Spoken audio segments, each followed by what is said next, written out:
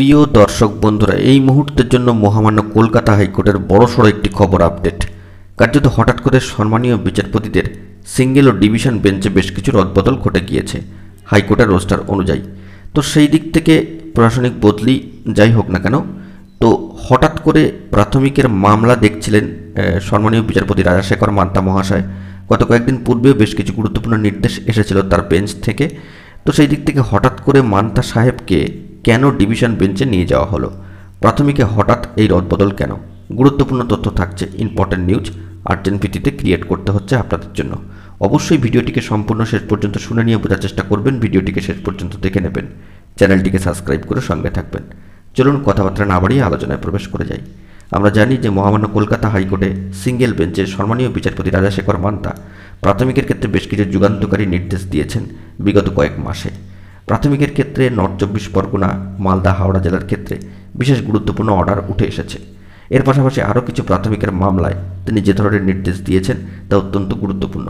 তো সেই দিক থেকে দাঁড়িয়ে হঠাৎ করেই প্রাথমিকের সিঙ্গেল বেঞ্চে গুরুত্বপূর্ণ মামলায় সম্মানীয় বিচারপতি রাজাশেখর মান্তাকে বদলে সেখানে নিয়ে আসা হলো নতুন করে সম্মানীয় বিচারপতি অমৃতা সিনহা মহাশয়কে, এবং রাজশেখর মান্তা মহাশয়কে দিয়ে দেওয়া হলো ডিভিশন বেঞ্চে। হঠাৎ করেই এই রদবদল কেন? চলুন আমরা বিস্তারিত খবরে প্রবেশ করে সম্পূর্ণ বিষয়টিকে একটু জেনে নেওয়ার চেষ্টা করি যে কি বিষয়টি। বন্ধুরা, গ্রীষ্মকালীন ছুটি ইতিমধ্যেই অতিবাহিত হয়েছে, মহামান্য কলকাতা হাইকোর্ট খুলে গিয়েছে এবং স্বাভাবিক কাজকর্ম কিন্তু চলছে। দেখা যাচ্ছিল প্রাথমিকের ক্ষেত্রে ফেজ বাই ফেজে গুরুত্বপূর্ণ অর্ডারও কিন্তু আসছিল গুরুত্বপূর্ণ মামলা শুনানিগুলি থেকে। তো হঠাৎ করেই দেখা যায় যে রোস্টার অনুযায়ী এই সম্মানীয় বিচারপতিদের রদবদল, যেখানে অমৃতা সিনহা ম্যাডাম পুনরায় চলে আসছেন প্রাথমিকের ক্ষেত্রে এবং সম্মানীয় বিচারপতি রাজাশেখর মান্তা মহাশয় চলে যাচ্ছেন ডিভিশন বেঞ্চে। সেই দিক থেকে দেখতে গেলে এটি অত্যন্ত তাৎপর্যপূর্ণ হতে চলেছে, কারণ এটি প্রশাসনিক বা প্রশাসনের মহামান্য কলকাতা হাইকোর্টের গত শুক্রবারের প্রশাসনের প্রকাশিত বিজ্ঞপ্তি অনুযায়ী এটি কিন্তু ঘটেছে, অর্থাৎ রোস্টার অনুযায়ী।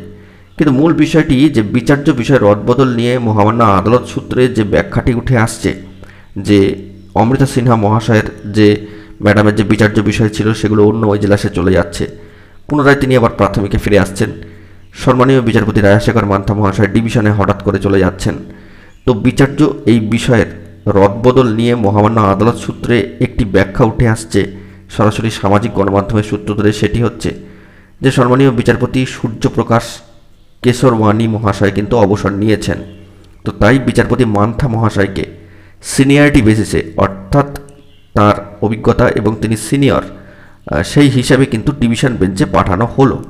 তাই সম্মানীয় বিচারপতি মান্থা মহাশয়ের মামলাগুলি অন্য কোনো বিচারপতিকে দিতে হতো।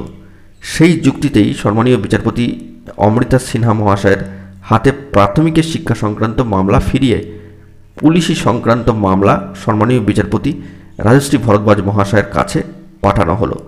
এটাই কিন্তু বিষয় যে সিনিয়রিটি বেসিসে রাজশেখর মান্তা মহাশয় চলে গিয়েছেন ডিভিশন বেঞ্চে এবং তাঁর মামলাগুলি ফের পুনরায় সম্মানীয় অমৃতা সিনহা মহাশয়ের ম্যাডামের এজলাসে কিন্তু দেওয়া হলো, এবং সম্মানীয় ম্যাডামের মামলাগুলি পুলিশি সংক্রান্ত মামলা সেগুলো চলে গেল সম্মানীয় বিচারপতি রাজশ্রী ভরদ্বাজ মহাশয়ের কাছে।